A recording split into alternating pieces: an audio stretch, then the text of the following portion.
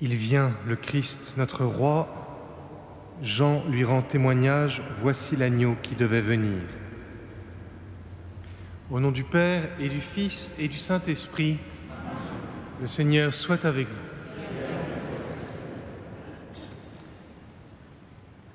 Nous sommes dans la dernière semaine de l'Avent, les choses s'accélèrent et nous allons entendre cette semaine tous les évangiles qui précèdent immédiatement la venue de Jésus. Le Seigneur se hâte toujours de venir vers nous. Ouvrons-lui nos cœurs, demandons-lui pardon pour toutes les fois où nous avons ralenti pour aller vers lui, pour toutes les fois où nous lui avons tourné le dos, pour toutes les fois où nous avons péché, qu'ainsi nous puissions lui faire face.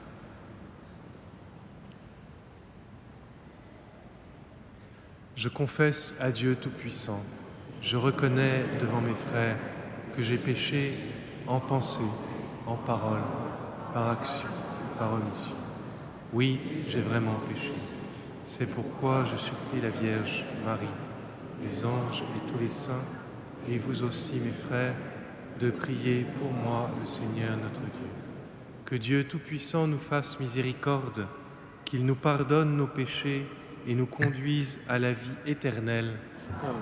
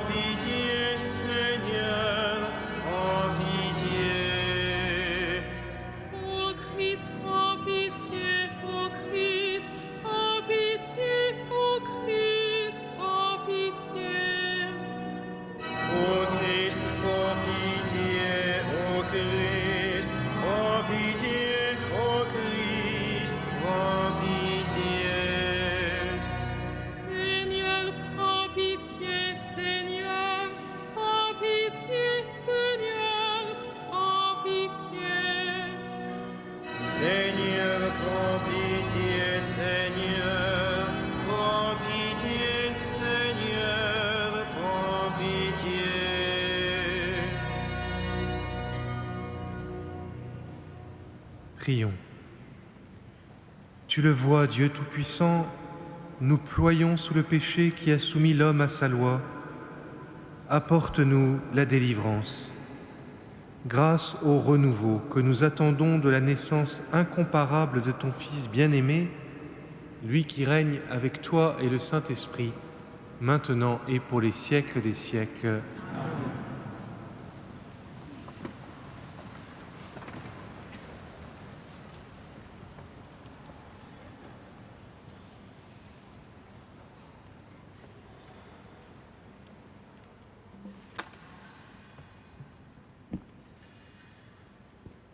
Lecture du livre du prophète Jérémie. Voici venir des jours, oracle du Seigneur, où je susciterai pour David un germe juste. Il régnera en vrai roi, il agira avec intelligence, il exercera dans le pays le droit et la justice. En ces jours-là, Juda sera sauvé et Israël habitera en sécurité. Voici le nom qu'on lui donnera. Le Seigneur est notre justice. C'est pourquoi, voici venir des jours, oracle du Seigneur, où, pour prêter serment, on ne dira plus, par le Seigneur vivant, qui a fait monter du pays d'Égypte les fils d'Israël, mais par le Seigneur vivant, qui a fait monter du pays du Nord les gens de la maison d'Israël, qui les a ramenés de tous les pays où il les avait chassés, car ils demeureront sur leur sol. Parole du Seigneur.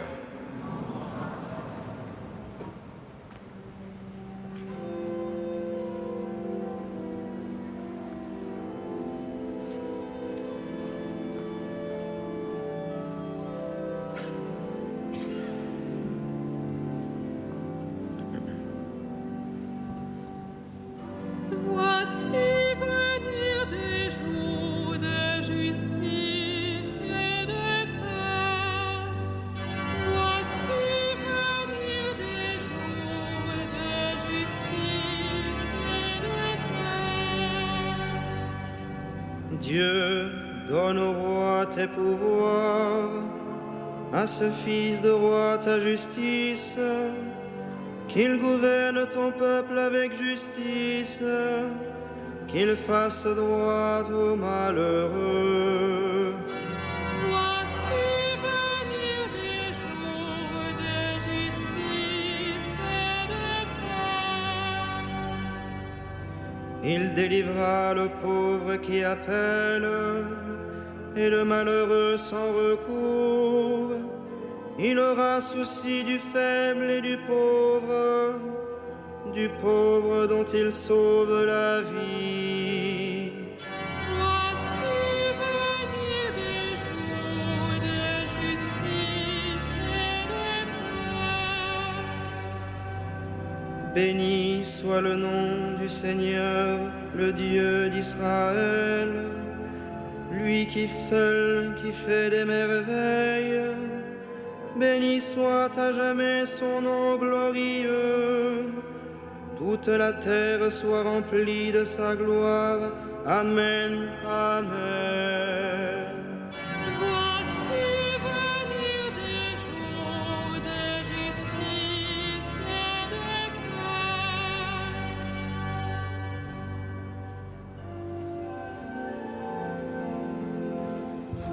Alléluia, Alléluia, Alléluia, Alléluia, Alléluia.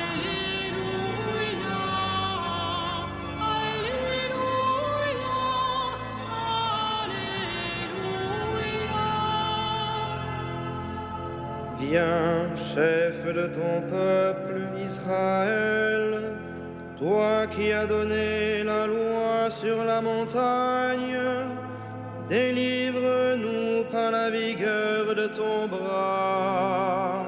Alléluia, Alléluia,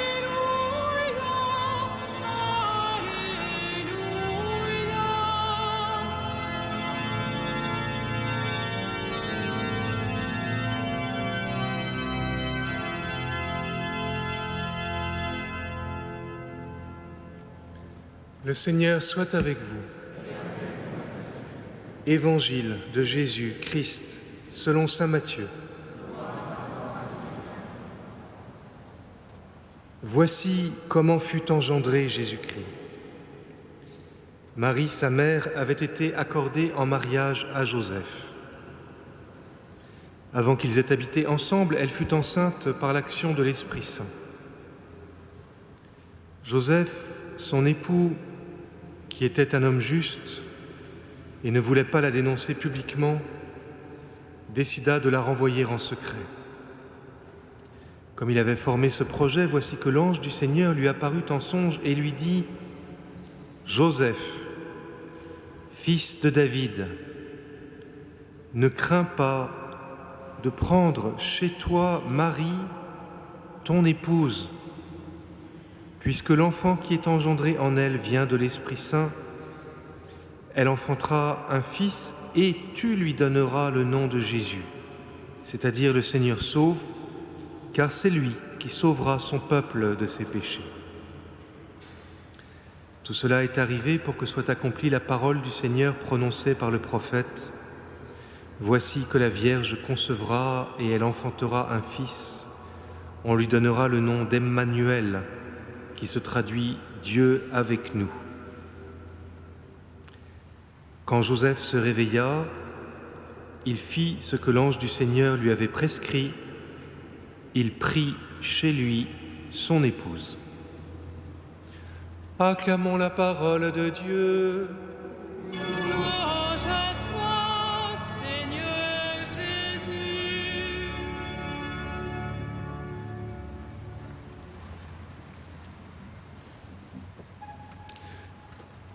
Pendant longtemps, on a entendu cet épisode de l'Évangile un peu rapidement et avec une grille de lecture qui ne correspondait pas au texte biblique lui-même. Et on se disait, le pauvre Joseph, il l'a échappé belle. Il a d'abord cru que Marie l'avait trompé avant même qu'ils aient habité ensemble. Et puis, le bon Dieu a été obligé de lui envoyer un ange pour dire « Mais non, rassure-toi, c'est pas de ça qu'il s'agit ». Simplement faire cette lecture-là, ça n'est pas respecter les mots du texte. Le texte nous dit certes que Marie et Joseph étaient mariés, et même s'ils n'avaient pas encore habité ensemble, c'était la coutume à l'époque, et que Joseph était l'époux de Marie. Et puis le texte nous dit qu'il était un homme juste. Un homme juste, dans la Bible, c'est un mot technique de l'Ancien Testament, qui correspond à ce que nous appellerions aujourd'hui un saint. C'était un homme qui n'allait jamais contre la volonté de Dieu. C'est un homme qui ne faisait pas de choses qui déplaisent au Seigneur. Et donc, comme c'est quelqu'un qui ne va pas contre la volonté de Dieu, il ne va pas commencer à s'imaginer que Marie l'a trompé et qu'il faut la renvoyer. Et c'est une chose dommage dans la nouvelle traduction de cette année, qu'on continue à nous traduire le fameux verbe par Joseph décida de la renvoyer en secret, alors qu'en réalité, en grec, c'est un autre verbe qui dirait renvoyer. Et ce que dit le texte, c'est Joseph décida de la mettre à part en secret. Qu'est-ce que ça veut dire ? Ça veut dire que ça veut dire que Joseph est un saint qui est accordé à la volonté de Dieu. Il croit ce que Dieu lui dit ou lui fait dire. Et probablement il croit ce que Marie lui dit. Mais si vraiment l'enfant qu'elle a porté est de Dieu, qui est-il pour accueillir l'enfant de Dieu ? Alors il va faire ce que la Bible demande quand Dieu s'approche, il va reculer. Il va mettre Marie à part en s'occupant d'elle. Il ne va pas la répudier en s'occupant d'elle, ça ne voudrait rien dire. Il va la mettre à part, au calme, isolée, tranquille. Et puis, il fera tout pour qu'elle puisse vivre. Mais il n'est pas digne d'accueillir le Seigneur chez lui. Et c'est pour ça que le Seigneur lui envoie Gabriel. Et Gabriel lui dit « Joseph, ne crains pas de prendre chez toi Marie, ton épouse. Ne crains pas, c'est un autre mot technique, c'est la crainte de Dieu. Oui, tu crains, c'est normal, c'est Dieu qui approche. Mais tu es l'élu, tu es le bien-aimé de Dieu. Ne crains pas, dépasse la crainte. Marie est ton épouse et donc tu dois la prendre chez toi. Oui, l'enfant qui est engendré en elle vient de l'Esprit Saint. Elle engendrera un fils. Et c'est toi qui lui donneras le nom de Jésus. C'est toi qui lui donnera son nom, c'est-à-dire qui sera légalement pour tout Israël son père. C'est toi qui as autorité sur lui. Ce que l'ange demande à Joseph de faire est à la fois unique et merveilleux. C'est unique parce que quand on se marie avec une jeune femme, ça n'est pas pour ni la renvoyer, ni découvrir que Dieu avait sur elle d'autres projets que ce qu'un époux peut imaginer pour sa femme. Et donc, Dieu demande à Joseph un très grand renoncement, en disant tu vas devoir effectivement t'occuper de Marie, ton épouse, qui porte en elle le Fils du Très-Saint. Mais, et c'est ça qui est merveilleux, ce Fils, engendré par Dieu, sera ton Fils. C'est toi qui auras autorité sur lui. C'est toi qui lui montreras ce qu'est un père. C'est toi qui lui apprendras à être fils de David, puisque tu es fils de David. Et il sera, grâce à toi, le fils de David. Et Joseph découvre que ce que Dieu lui demande, en lui demandant de prendre chez lui Marie, son épouse, c'est pas seulement d'accueillir son épouse, c'est de recevoir chez lui le Fils de Dieu. Pas simplement de l'aimer, pas de s'occuper de lui à distance, pas de faire des prières, de le prendre chez lui, d'être son père, de le voir tous les jours, d'avoir autorité sur lui, de l'éduquer, de le faire grandir. C'est ce que veut dire le nom de Joseph d'ailleurs, faire grandir. C'est lui qui va devoir vivre chaque jour avec ce Jésus qui est Dieu. avec ce Jésus qui va sauver le peuple de ses péchés, c'est toi, Joseph, qui es responsable. Et donc, Joseph nous apprend quelque chose que même Marie ne nous apprenait pas. Parce que Marie, nous savons bien qu'elle a reçu Jésus. Mais quand nous entendons ça, nous nous disons, c'est la toute sainte, c'est normal. Elle n'est pas tout à fait comme nous, alors Dieu pouvait venir chez elle. Mais Joseph, il est saint, mais il n'est pas immaculé comme Marie. C'est un homme extraordinaire, mais c'est un homme tout à fait normalement normal. Vous voyez ? Eh bien, Dieu lui demande de l'accueillir chez lui. Et donc Joseph nous apprend que Dieu veut venir chez nous. Mais Seigneur, je suis sans intérêt, et puis tu sais bien les péchés que je fais tous les jours, puis j'aime bien Marie, mais enfin il y a quand même une grande distance entre nous. Prends Jésus chez toi. Et Joseph, il ne fait pas des grands discours, il ne commence pas à argumenter. Quand Joseph se réveilla, il fit ce que l'ange de Dieu lui avait prescrit, il prit chez lui son épouse. Il a pris Marie avec lui, ça veut dire il a accueilli Jésus. Et donc, il nous enseigne à faire de même. Dieu veut venir demeurer chez nous, pas uniquement dans nos prières, pas uniquement dans nos bonnes intentions, aussi. Il veut demeurer chez nous chaque jour, tous les jours, avec l'aide de Marie et de Joseph. Nous parler, nous écouter, nous aider à vivre, que nous nous occupions de lui. Demandons peut-être à Joseph de nous aider à y croire. Demandons-lui de nous aider à accueillir Jésus chez nous. Que chaque jour, nous puissions nous occuper de lui pour découvrir à quel point, en réalité, c'est lui qui s'occupe de nous. Amen.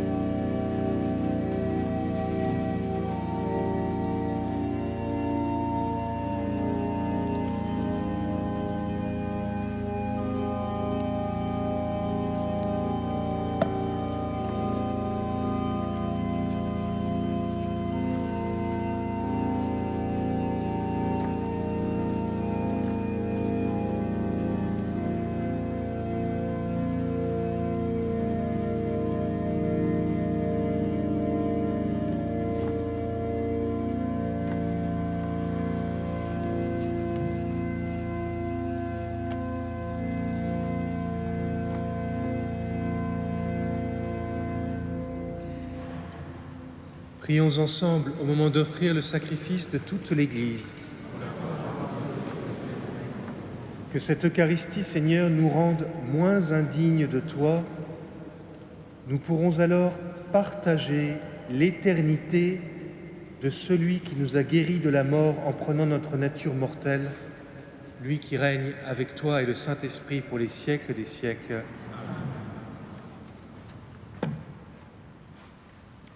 Le Seigneur soit avec vous. Élevons notre cœur. Rendons grâce au Seigneur notre Dieu. Vraiment, il est juste et bon de te rendre gloire, de t'offrir notre action de grâce toujours et en tout lieu à toi, Père très saint, Dieu éternel et tout-puissant par le Christ notre Seigneur. Il est celui que tous les prophètes avaient chanté, celui que la Vierge attendait avec amour, celui dont Jean-Baptiste a proclamé la venue et révélé la présence au milieu des hommes. Et c'est lui qui nous donne la joie d'entrer déjà dans le mystère de Noël, pour qu'il nous trouve, quand il viendra, vigilants dans la prière et remplis d'allégresse. C'est pourquoi, avec les anges et tous les saints, nous proclamons ta gloire en chantant d'une seule voix.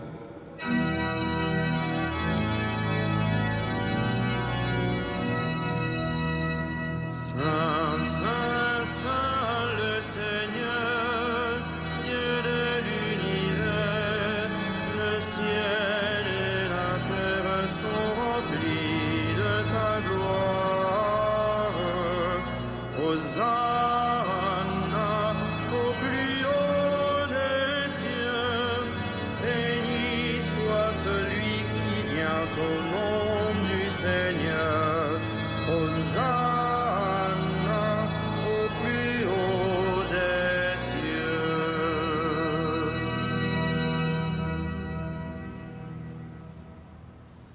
Toi qui es vraiment saint, toi qui es la source de toute sainteté, Seigneur, nous te prions. Sanctifie ces offrandes en répandant sur elles ton esprit, qu'elles deviennent pour nous le corps et le sang de Jésus, le Christ, notre Seigneur. Au moment d'être livré et d'entrer librement dans sa passion, il prit le pain, il rendit grâce, il le rompit et le donna à ses disciples en disant : « Prenez et mangez-en tous, ceci est mon corps livré pour vous. »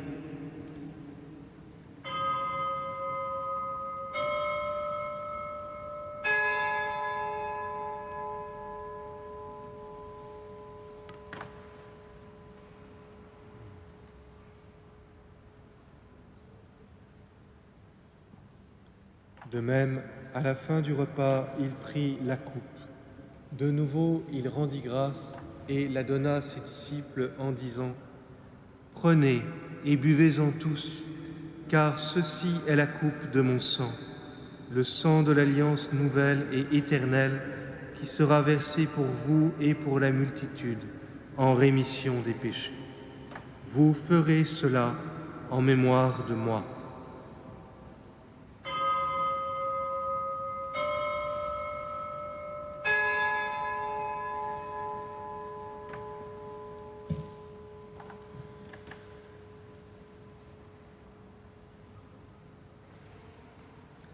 Proclamons le mystère de la foi.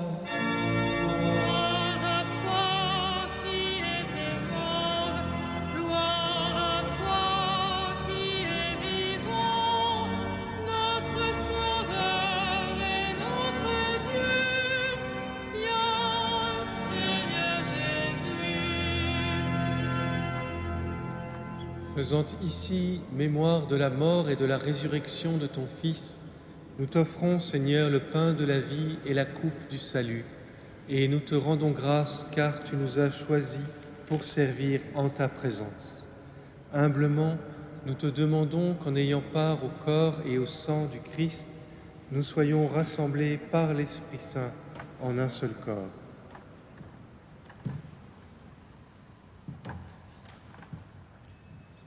Souviens-toi, Seigneur, de ton Église répandue à travers le monde. Fais-la grandir dans ta charité avec le pape François, notre évêque André et tous ceux qui ont la charge de ton peuple. Souviens-toi aussi de nos frères qui se sont endormis dans l'espérance de la résurrection, plus spécialement ce soir de Basilio et Léonore. Et de tous les hommes qui ont quitté cette vie, reçois-les dans ta lumière auprès de toi.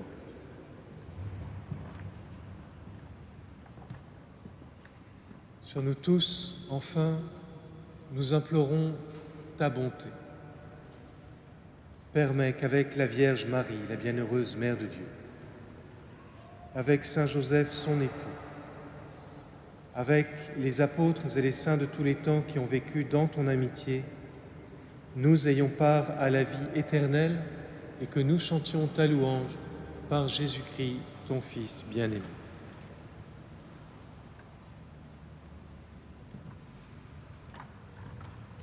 par lui, avec lui et en lui, à toi, Dieu le Père Tout-Puissant, dans l'unité du Saint-Esprit, tout honneur et toute gloire pour les siècles des siècles. Comme nous l'avons appris du Sauveur et selon son commandement, nous osons dire « Notre Père, qui es aux cieux, que ton nom soit sanctifié, que ton règne vienne, que ta volonté soit faite sur la terre.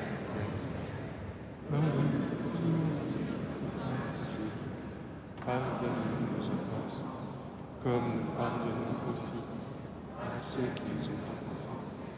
Et ne nous soumets pas à la tentation, mais délivre-nous. Délivre-nous de tout mal, Seigneur, et donne la paix à notre temps par ta miséricorde. Libère-nous du péché. Rassure-nous devant les épreuves, en cette vie où nous espérons le bonheur que tu promets et l'avènement de Jésus-Christ, notre Sauveur. Car c'est à toi qu'appartiennent le règne, la puissance et la gloire, les siècles des siècles. Seigneur Jésus-Christ, tu as dit à tes apôtres, je vous laisse la paix. Je vous donne ma paix. Ne regarde pas nos péchés, mais la foi de ton Église. Pour que ta volonté s'accomplisse, donne-lui toujours cette paix et conduis-la vers l'unité parfaite, toi qui règnes pour les siècles des siècles. Amen. Que la paix du Seigneur soit toujours avec vous. Dans la charité du Christ, donnez-vous ça.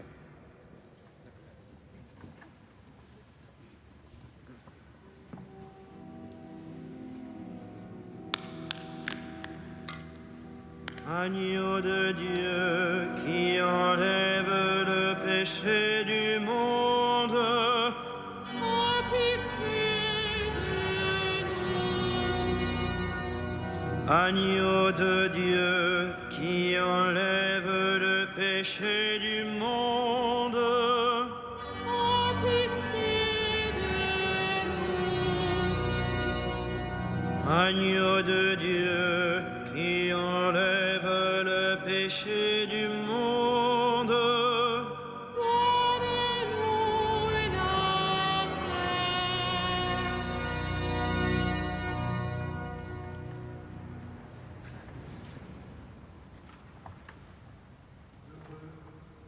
Heureux les invités au repas du Seigneur. Voici l'agneau de Dieu qui enlève le péché du monde.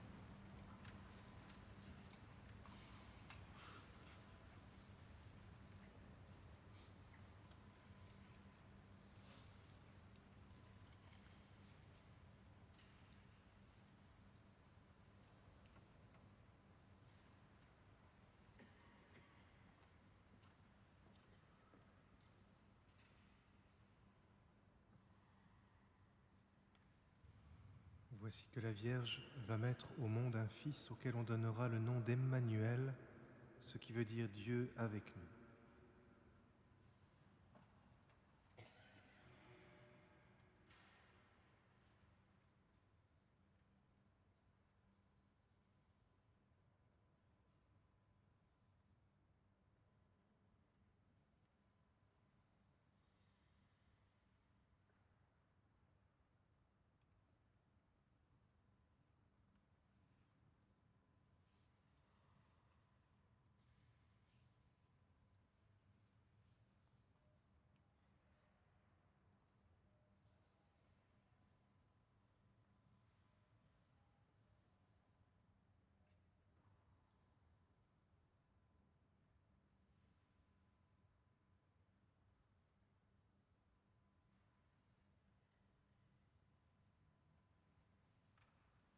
Prions encore.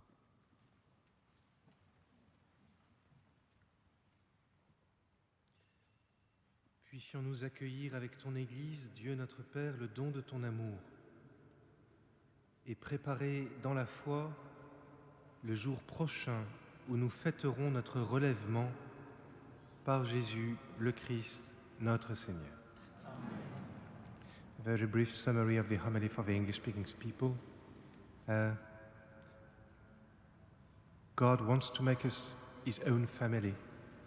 And so let's try, like St. Joseph, to welcome him at home.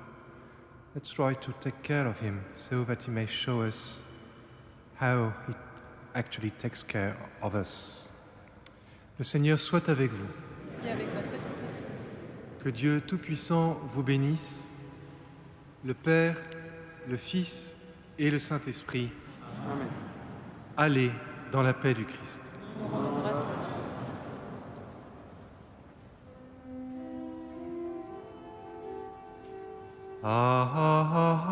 Alma